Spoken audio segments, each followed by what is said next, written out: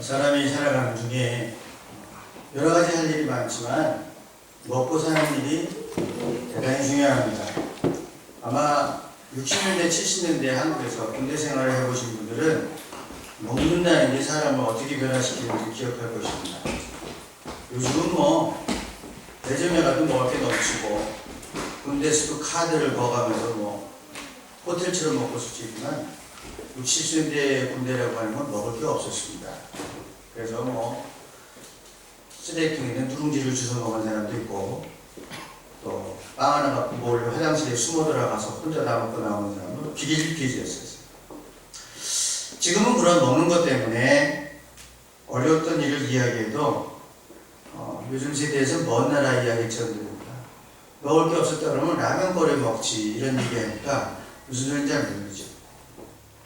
슈퍼마켓이라든가 또 24hours 24시간 여는 이런 체인점에 익숙해 있는 이 세대에게서 지금 어디서 먹을 걸 구할 것인가가 문제가 아니라 어떻게 더 많이 맛있는 걸 살 수 있을까 이게 생각입니다. 먹을 것을 걱정하는 이야기는 이제 TV나 드라마에서나 볼 수 있을까? 그런데 먹는다는 것을 아무리 맛있고 좋아해도 자기의 양만큼 그 이상 한없이 먹을 수는 또 없습니다. 참 음식이 맛있기 때문에 이번 주에는 하루에 10끼를 먹어야 되겠다. 그럴 수는 없어요. 어차피 그건 정해져 있습니다. 사람이 아무리 뭐라고 해도 먹어야지 삽니다. 오늘 복음서의 말씀처럼 예수님의 말씀이 좋아서 5천 명이 모였다고 하지만 때가 되면 끼니를 때워야 됩니다. 5천 명이 한꺼번에 식사를 한다고 하는 것은 대단한 일입니다. 예수님을 따라 모인 사람들은 먹을 것이 없어서 기아에 허덕이던 사람들이 분명히 아닙니다. 그런가 하면 예수님을 따라가면 먹을 것을 준다고 해서 따라가는 사람도 아닙니다. 오늘 성경을 보면 아시겠지만 이 사람들이 목마르고 배고프다고 아우성친 일도 없습니다. 또 이스라엘 백성들처럼 하나님의 인도하심으로 출애굽을 하고도 광야에서 먹을 것을 불평한 것처럼 배고플 시간이 되었지만 불평을 하거나 괜히 왔다 하고 후회한 것도 아닙니다. 그들은 단순히 예수님이 좋았고 말씀이 좋았고 그렇게 따라 나와서 그렇게 된 것뿐입니다. 배고픈 것도 있고 말씀을 듣고 있었습니다. 이 장면에서 사람이 떠오르면 살 것이 아니오 하나님이 주신 말씀으로 이런 얘기하면 말이 안 되는 거죠. 지금 다 말씀이 좋아서 앉아서 듣고 있는데 시간이 돼서 배고프게 되었을 뿐입니다. 이런 생각을 제자들도 또 청중들도 미처 하지 못하고 있었는데 예수님께서 말씀하셨습니다. 우리가 어디에서 빵을 사다가 이 사람들을 먹이겠느냐. 그러니까 빌립이 대답하기를 이 사람들에게 조금씩이라도 먹게 하려면 빵 200데나리온어치를 가지고도 충분하지 못합니다. 5천 명을 먹이려면 장정이 5천 명이니까 얼마쯤 들지 한번 상상해 보시면 되겠습니다. 한 데나리온은 장정 한 사람의 하루 일당이 한 데나리온입니다. 요즘 얼마예요 일당이? 하루 종일 8시간 일하면 한 7, 80유로 주나요? 시간당 아무리 싸게 따져도 7유로, 8유로 하잖아요. 10시간 일하면 7, 80유로. 100유로 치면 200데나리온 얼마예요? 2만 유로. 꽤 큰 돈이죠. 장정 5천 명만 되니까 사람이 얼마예요? 10,000명 되는데 그거 다 먹이려면 2만 유로 필요하다. 1인당 2유로. 별로 비싼 것도 아니야. 빵 한두 개 준다니.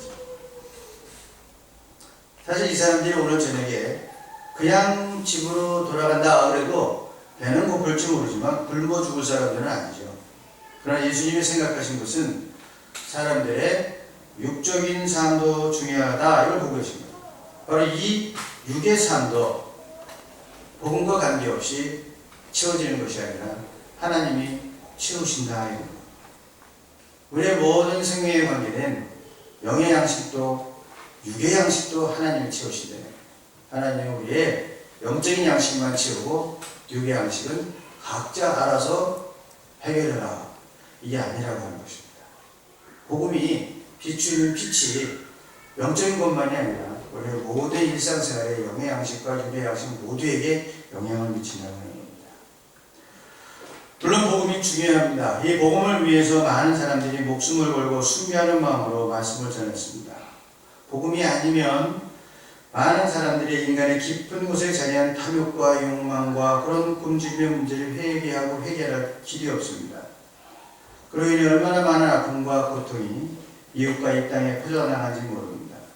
복음이 아니면 이 땅에 진정한 평화와 사랑과 화해와 성장과 변화를 가질 수 없습니다. 그런데 이 복음은 영의 양식뿐만이 아니라 육의 양식까지도 반전한다고 하는 것입니다. 복음과 떡의 문제는 복음과 삶의 문제이고 이 둘은 같이 해결돼야 된다. 가끔 교회에서도 신앙생활을 열심히 하는 것 같은데 자기 일상생활의 문제에 대해서는 복음하고 관계없이 스스로 다 자기가 해결하려고 하고 자기의 기준을 갖고 해결하려고 하는데 그건 이원론적입니다. 이율배반적.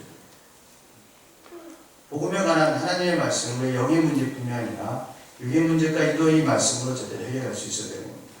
그리고 이걸 놓치면 결코 삶의 질이라든가 변화가 생기질 않습니다. 아프리카 케냐 같은 데서는 뭘 좀 해보려고 해도 자기 자본이 없기 때문에 정말 하루 먹을 수밖에 없는 그런 사람들이 참 많습니다. 그래서 이제 소액 자본을 대부해 주는 거예요. 뭐 이번에 내가 길거리에서 호떡 장사를 하려고 합니다. 제가 한 300불이 필요합니다. 아프리카 300불을 제가 만들 길이 없어요. 그러나 여러분 제1세기인 미국이나 유럽에서 300불을 대부해 준다는 건 큰일이 아닙니다. 그게 이제 소액 대부제라는 그런 미니머니를 갖고 사람들의 삶을 개선시키는 사업인데, 그래서 이 아주머니가 와갖고 자기가 좀 그런 장사를 해보겠다. 그래서 한 300불에서 500불 정도 사이에서 아주머니에게 대부를 해줬어요. 그 사람이 애들이 있으니까 빵 행사를 하면서 열심히 일을 했어요. 그래서 이제 빵 행사를 하니까 한 3개월 만에 그전 소득의 5배를 올릴 수 있었어요. 전에는 그냥 이렇게 들고 다니면서 했는데 조그만 가게 같은 걸 열어요. 빵가게를. 그러니까 소득이 한 5배로 늘었습니다. 그래서 수입을 올렸고 빌린 돈도 갚았습니다. 단 서너 달 만에 다 갚았어요. 근데 문제는 그 가족들의 생활 수준이 전혀 나아지지 않았다고 하는 것입니다. 애들이 5명인데 애들 5명은 여전히 영양실조에 걸려있고 옷은 넉마를 걸쳤고 학교에도 못 보내고 있었습니다. 알아보니까 5배로 늘어난 소득으로 가족들의 식탁을 풍요롭게 하는 것이 아니라 담배와 술과 도박을 하는 데 쓰고 있었습니다. 늘어난 소득과 아이들의 복지가 아무런 관계가 없는 거예요. 그래서 임원들이 아주머니를 찾아가서 그래서 복음을 전하기 시작했습니다. 예수를 전하고 또 지역교회를 연결하고 성경 공부 프로그램에 등록을 시키고 참여시키고 이 아주머니한테 말씀이 들어가면서 5장의 영양실조 상태가 사라지고 맨발에 신발이 신겨졌고 아이들 모두가 학교에 다니게 되었습니다. 예수 그리스도를 알아가면서 아주머니가 담배와 도박을 끊으면서 생긴 변화였습니다. 이처럼 떡을 주되 복음을 주되 떡을 나눠줘야 하는 것입니다. 떡과 복음의 문제는 분리해서 생각할 수가 없습니다. 제가 이런 얘기하니까 떡과 복음을 그러니까 떡볶음 얘기하려고 하는데 실제로 떡볶음이에요. 이 두 가지를 분리할 수는 없습니다. 떡과 복음이 같이 가야 됩니다. 교회가 떡의 문제를 외면하면 세상을 향한 영향력을 잃고 맙니다. 또한 떡만 준다는 생각으로 복음을 전하지 않으면 그들의 삶에 진정한 변화를 이끌어낼 수가 없고 풍요가 없습니다. 주님께서 우리에게 주신 복음은 개념과 관념이 아니라 배고픔을 실제로 채워주는 실제적인 떡이고 삶의 혁명적 변화를 일으키는 능력입니다. 그렇기 때문에 이 두 문제를 항상 같이 생각하면서 해야 됩니다. 복음이 관념이나 개념이 되어서도 안 되고 떡의 문제에 붙잡혀서 복음을 외면해서도 안 된다고 하는 것입니다. 요즘도 저희들이 단기 선교도 가고 네팔 선교 헌금도 합니다. 그러면 충분히 이런 이런 질문이 있을 수 있습니다. 우리 가운데도 먹을 걸 걱정해야 되는 사람들이 있는데 왜 거기에 돈을 보냅니까? 여러분 어떻게 대답하시겠습니까? 뭐 그렇게 밥을 굶을 정도로 심각하진 않지만 우리 가운데도 어려운 사람인데 교회에 있는 사람들을 먼저 구제해야 되지 않습니까? 이런 논리를 얘기할 수 있습니다. 복음의 문제와 떡의 문제가 그렇게 숫자를 계산할 수 있는 얘기가 아닙니다. 우리나라가 6.25가 끝나고 많은 사람들이 진짜 굶어서 죽었습니다. 길거리에서 터널에서 자다가 아침에 안 일어나면 죽은 거예요. 굶어 죽은 거예요. 먹을 게 없어서. 실제로 부산이라든가 이런 데서 그런 걸 경험하신 우리 어르신들이 다 있습니다. 그때 원조를 해준 나라가 이런 선진국 미국 같은 나라였어요. 엄청나게 많은 원조를 했을 때 그때도 똑같은 얘기가 나왔습니다. 그 당시에도 미국에서 굶어 죽는 사람이 있고 노숙자가 있고 다 있었어요. 알코올 중독자가 있고. 그러나 복음과 함께 떡의 문제를 같이 해결해서 원조를 해준 것입니다. 지금 우리에게도 만약 그런 원조가 없었다고 하면 더 많은 수많은 사람들이 굶어 죽었고 이러한 발전과 변화를 어쩌면 할 수 없었을지도 모릅니다. 그렇기 때문에 떡과 복음의 문제는 복음과 함께 떡이 같이 가는 것이지 떡 따로 복음 따로가 아니라고 하는 거죠. 사랑의 빚진 자의 마음으로 돕는 것이지 우리도 어려운 거 많은데요. 그렇게 되면 도울 수 있는 나라, 도울 수 있는 사람 한 사람도 없습니다. 어느 집이나 어려운 사람이 있고 어느 교회나 어려운 사람이 있고 어느 국가나 굶어 죽고 어려운 사람이 있습니다. 독일도 마찬가지고 미국도 마찬가지예요. 아무리 복지 프로그램을 잘 돌린다고 해도 세상의 모든 가난한 사람과 굶어 죽는 사람들을 커버할 수 있는 복지 프로그램은 없습니다. 그런 행정에는 항상 어두운 곳이 있고 손이 비치지 않는 곳이 있고 굶어 죽는 사람이 생기게 되어 있어요. 그것 때문에 우리는 그것 때문에 다른 사람 못 도와주겠다. 그거는 정당한 논리가 아니라고 하는 겁니다. 예수님도 복음을 전하셨지만 떡의 문제를 분명히 동시에 언급하였습니다. 복음과 떡은 같이 가는 것이지 분리되어 있지 않다고 하는 것입니다. 여하튼 예수님은 이 일을 통해서 제자들의 믿음을 시험하신 것입니다. 여기 여러분들이 보면은 노란 곳이 있습니다. 아름답죠.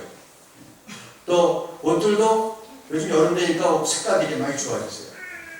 근데 확실히 이 독일의 색깔이 벌써 화려하지 않아요. 지난 한 주간 동안 코스타면서 제가 스페인 마드리드에서 했는데 나가보니까 우선 색깔이 달라요. 사람들이 다. 때깔들이 전부 다 이게 확실히 스페인 사람들이 옷 입는 게 너무 달라요. 그리고 스페인이 원래 개성이 강한 나라거든요. 그래서 세계적인 건축가도 스페인입니다. 스페인 사람들이 하고 왜 그런가 하면 뭘 모방을 하진 않는데요. 항상 자기들이 고유의 것을 만들려고 한다는 거예요. 우리 여성분들은 아실 거예요. 그 유명한 의류 회사 중에서 세계적인 기업이 있습니다. 스페인에. 자라라고 아시죠? 아마 한두 번쯤은 다 보시거나 입어보거나 했을 거예요. 이 자라가 스페인 상표인데 옷 가지고서 세계적인 기업이 된 거예요. 그게 드뭅니다. 옷 갖고 세계적인 기업이 된 거예요. 근데 그 사람들이 아주 개성 있는, 많이도 안 만들어요. 개성 있는 것들을 계속 만들어내면서 세계적인 기업이 됐거든요. 그리고 옷을 보면 전부 다 개성이 있어요.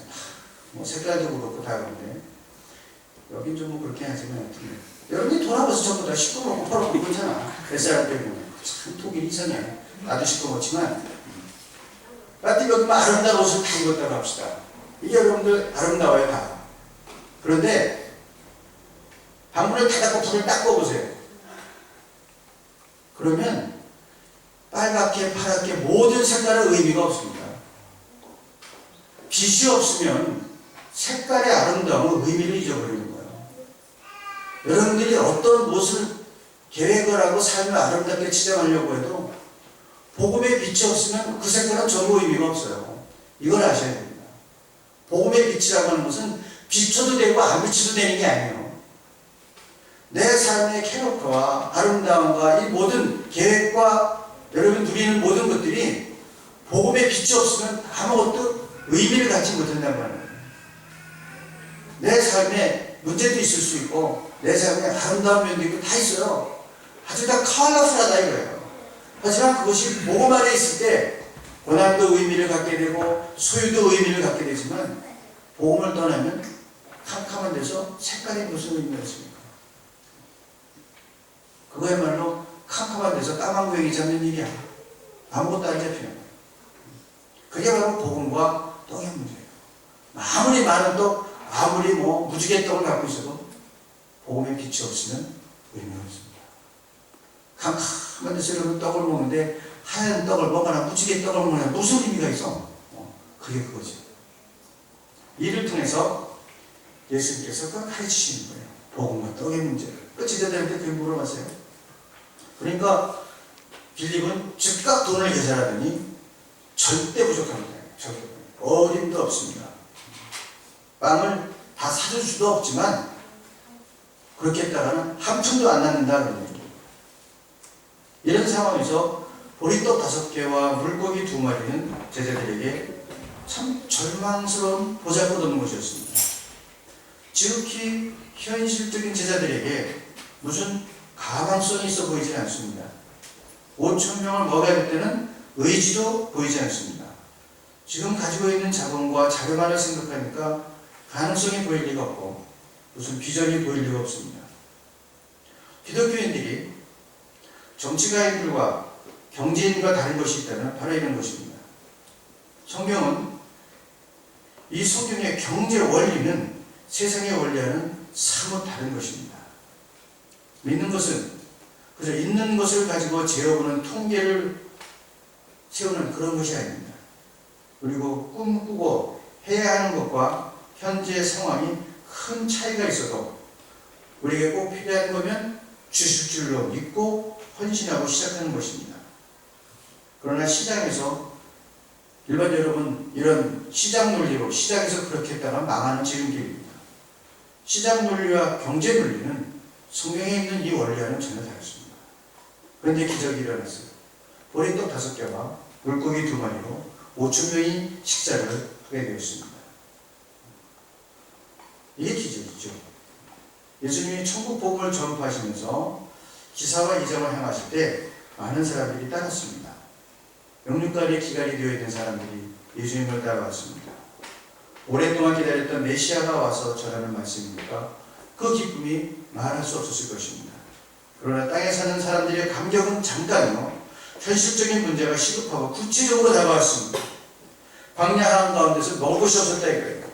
우리 제자들도 걱정하게 되었고 신앙의 경험을 하신 분들은 대부분 그런 경험이 있는데 복음을 듣고 예수 그리스도를 영접하고 세상의 근심 걱정을 잊어버리고 오직 감사와 기쁨과 찬양 소리만 넘쳤을 때가 있었습니다. 이 신앙의 감격과 열정은 대단했습니다. 그러나 시간이 지나고 감격이 식어지면 다시 내 삶의 자리에 돌아와서 인간의 먹고 사는 문제에 부딪히게 됩니다. 가정, 직장, 자식, 교회 문제 등 좌절과 근심과 걱정에 사로잡히게 됩니다. 예수님께서는 빈손이 된 이들을 걱정하시고 불쌍히 여기셨습니다. 영적인 생활을 사모하면서 따르는데 그 가운데 육적인 생활에 갈등이 생긴 것입니다. 신앙생활에 있어서 이 갈등은 아주 기본적이고 항상 따라다니게 되어 있습니다.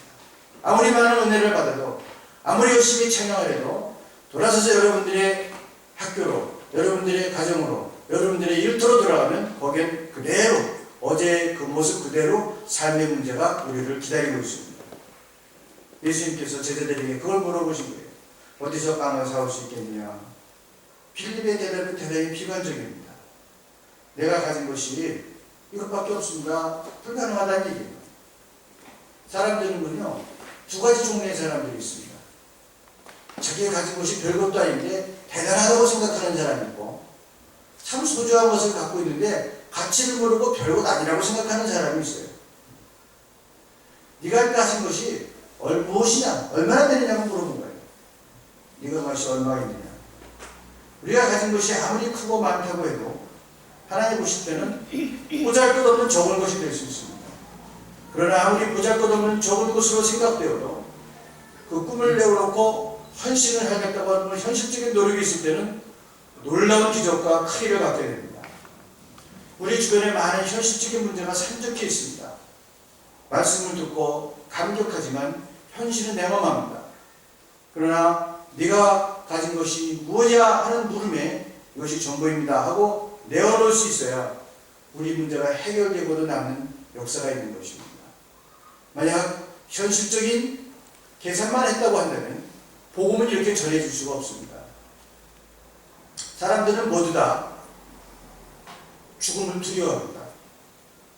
다 원초적으로 갖고 있는 두려움이 죽음입니다. 어떤 사람이 자살하려고요, 요 난관에 올라가서 서 있는데 뒤에서 어떤 사람이 하고 놀랬어. 뭐라고 그러거든. 깜짝이야. 죽을 뻔했잖아. 그러고 자살하려고 올라갔습니다. 기본적으로 두려운 거예요. 그런데 사람들이 죽음을 두려워하지 않는 경우가 있습니다.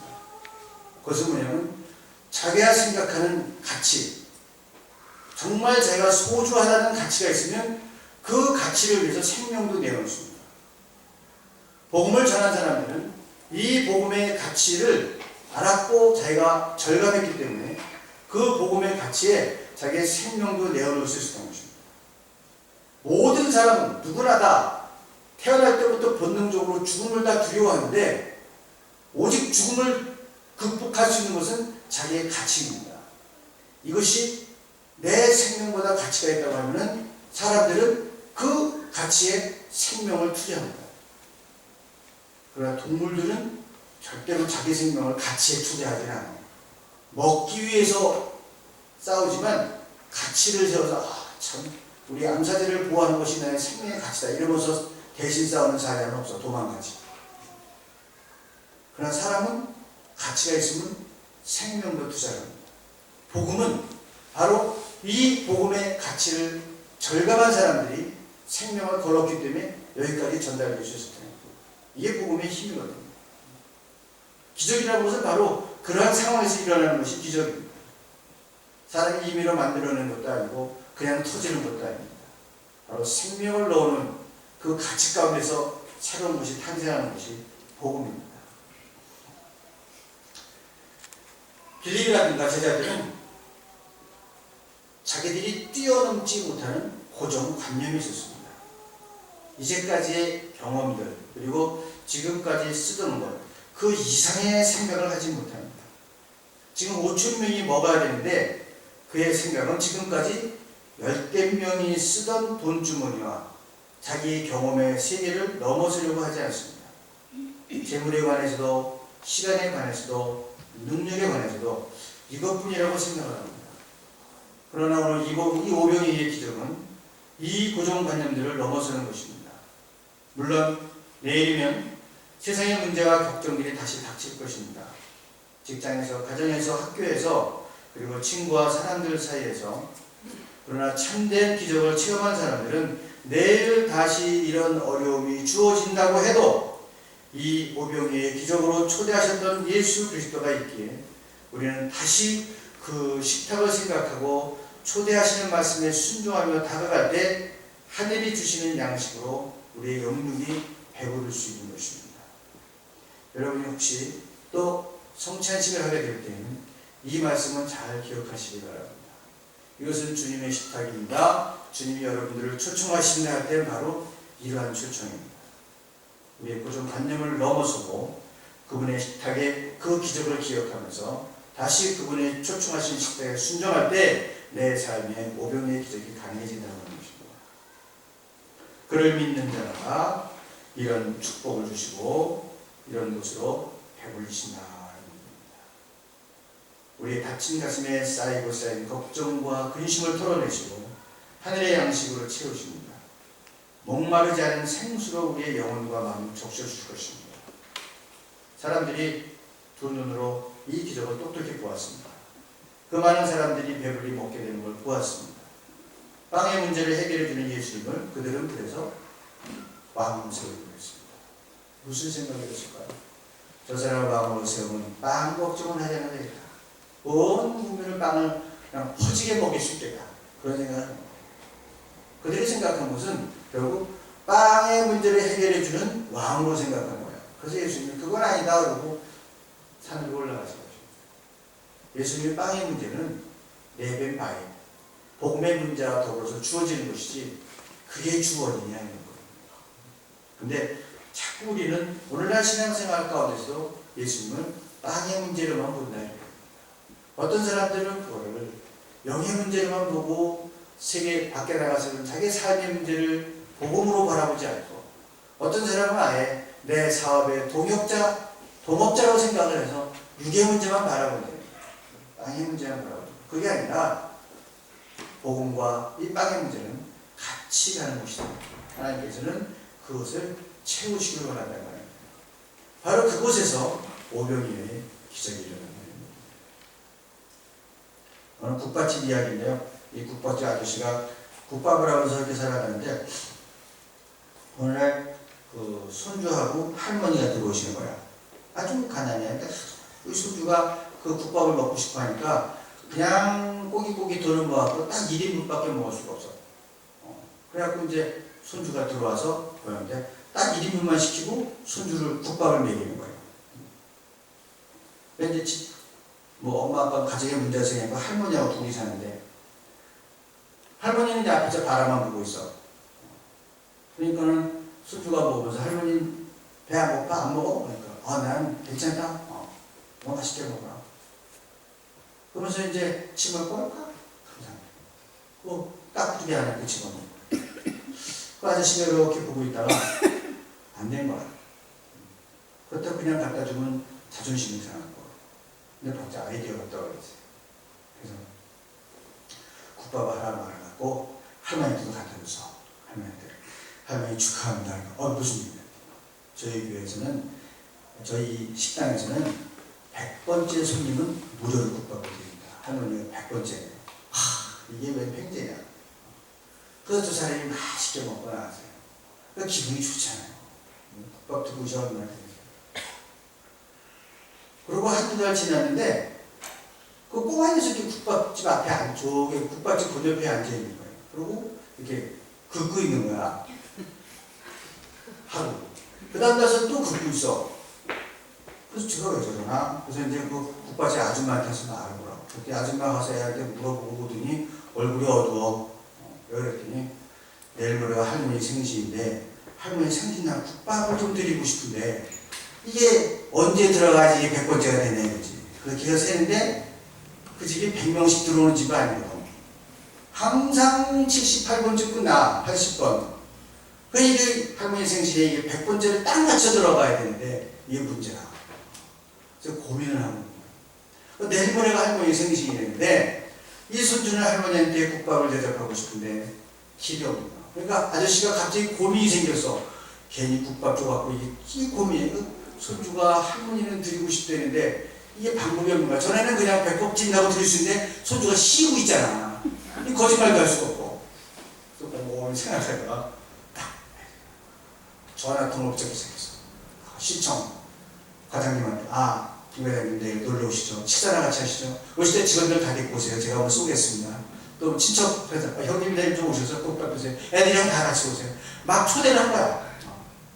그래서 이제 할머니 생신날이 딱 되는데 뭐 과장님이 직원 쫙 되고 그러고 형님 애들 쫙 되고 막 이것저것 전화한 사람들이 가족들 끌고 직원 끌고 오니까 금세 100명이 넘으니까 99번째 딱 되니까 들어오는 거야. 100번째죠? 그래 들어와. 그래서 할머니한테 국밥을 하게 된 거야. 그래서 이제 할머니가 100번째 국밥을 먹게 된 거예요. 그래서 내 할머니가 진짜 손주 덕분에 국밥을 먹게 해서 참 맛있게 먹는 거야.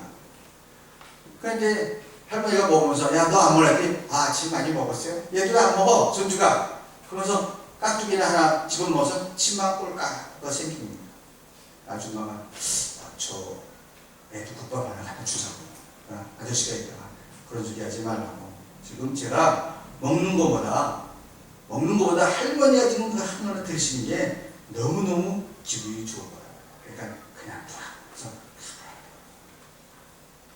그래서 두 사람이 아주 만족한 모습을 바라볼 수 있었어요. 그날은 그래서 그냥 그 식당이 전부 다 공짜로 먹는 사람은 부족했어요. 근데 그 위에 재밌는 일이 생겼습니다. 그 다음날부터 정말로 이 식당이 매일 100명이 넘어가는 거예요. 손님. 자기는 그런 생각은 하지 않았어요. 그런데 그 식당에 놀라운 기적이 일어났는데 매일 백벌제 스님이 국을 공짜로 먹는 일이 생겼습니다. 그 이후에는요 200병째 공짜로 먹는 사람도 생겼다고 합니다. 여러분, 우리 눈앞에 물이 있다고 합시다. 물은 물이 아니고 어느 사람의 눈에 따라서 얼음 조각이 되고 빙수가 되고 하늘을 나르는 구름이 될 수가 있습니다. 이것이 비전을 가진 사람의 눈이고 삶입니다.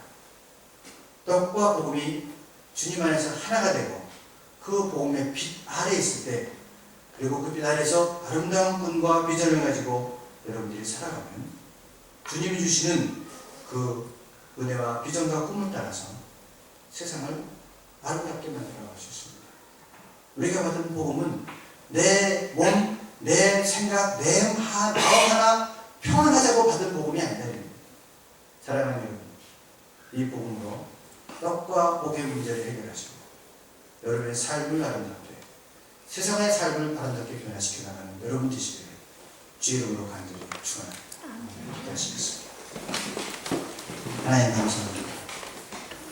저희들을 불러주시고 생각 삼아주시고